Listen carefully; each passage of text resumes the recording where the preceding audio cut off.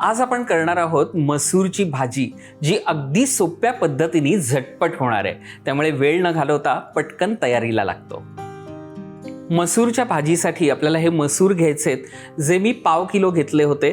1 दिवस आधी रात्री भिजत घालायचे. दुसऱ्या दिवशी त्याच्यातनं सगळं पाणी काढायचं आणि मग एका मलमलच्या कपड्यात बांधून ठेवायचे किंवा नुसत्या चाळणीवरती ठेवायचे.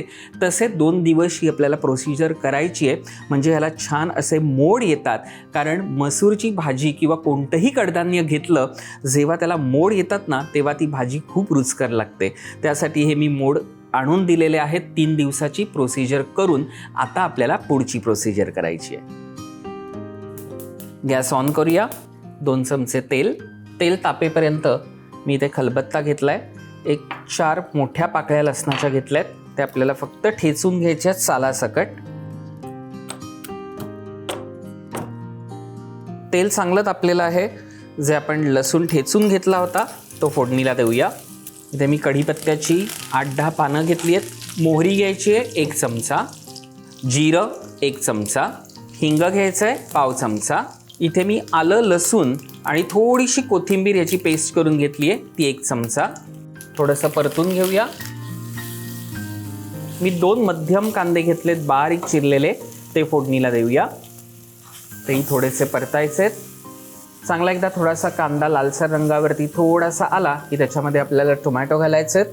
मी इथे 2 टोमॅटो घेतलेत मध्यम आकाराचे बारीक चिरलेले. हाय फ्लेमवरतीच आपल्याला हे चांगलं परतून घ्यायचं आहे. थोडं त्याचं पाणी कमी झालं टोमॅटो आणि कांद्याला जे सुटतं की मग त्याच्यामध्ये आपल्याला काय करायचं आहे, आता हे मसूर घालायचे आहेत. मोड आलेले मसूर 1/2 किलो जे आपण घेतले होते ते सगळे घालूया. गॅस बारीक करायचा आहे. आता इथे मी घेतले 2 मोठे बटाटे, सालं काढून त्याच्या थोड्या छोट्या छोट्या फोडी केलेल्या आहेत, खूप छोट्या नाही. या पद्धतीने ते आपण सगळे त्याच्यात घालूया. हळद 1/2 चमचा, मिरची पावडर 2 चमचे, गरम मसाला घ्यायचा आहे 1 चमचा. तुमच्याकडे किंवा दुसरा कोणताही मसाला असला तरी चालू शकेल. त्याच्यात जाईल बारीक चिरलेली कोथिंबीर थोडी, चवीनुसार मीठ.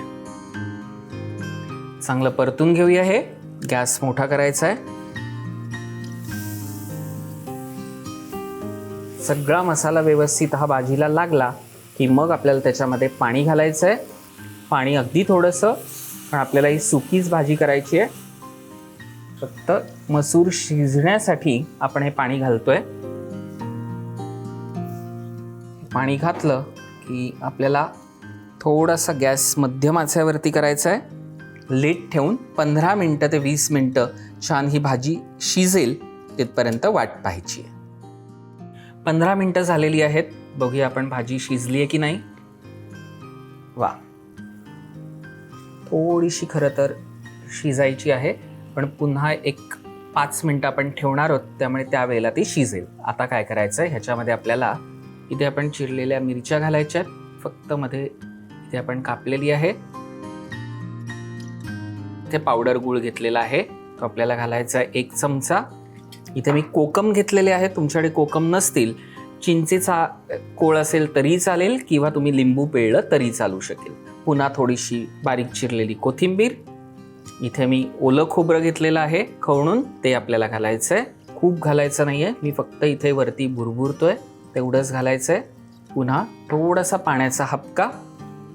पुन्हा आपण लीड ठेवूया आणि 10 मिनटं हे मंद आचेवरती आपण शिजवून घेऊया, म्हणजे आपली भाजी तयार होईल. 5-10 मिनटं झालेली आहेत. बघूया पूर्ण भाजी शिजलेली आहे की नाही. आहा, खमंग स्वाद. आणि आता आपल्याला हे पुन्हा सगळं मिक्स करून घ्यायचं आहे. वा, बटाटा तोही शिजलेला आहे आणि मसूर तेही शिजलेले आहेत. वा, गॅस बंद करूया आणि सर्व करून घेऊया.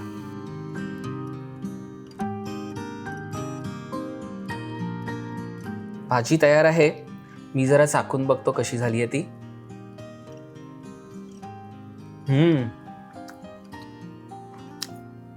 मस्त झणझणीत झालेली आहे मंडळी. तुम्हाला जर इतकी स्पायसी नको हवी असेल ना, तर थोडंसं तुम्ही स्पाइस कमी केला तरी चालेल.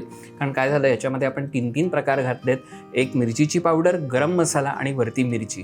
त्यामुळे थोडंसं जर तुम्हाला माईल्ड हवे असेल तर काहीतरी स्किप करा. आणि हो, ही भाजी जरूर करून पहा आणि आम्हाला मात्र कळवायला विसरू नका. पुन्हा भेटूया पुढच्या भागात.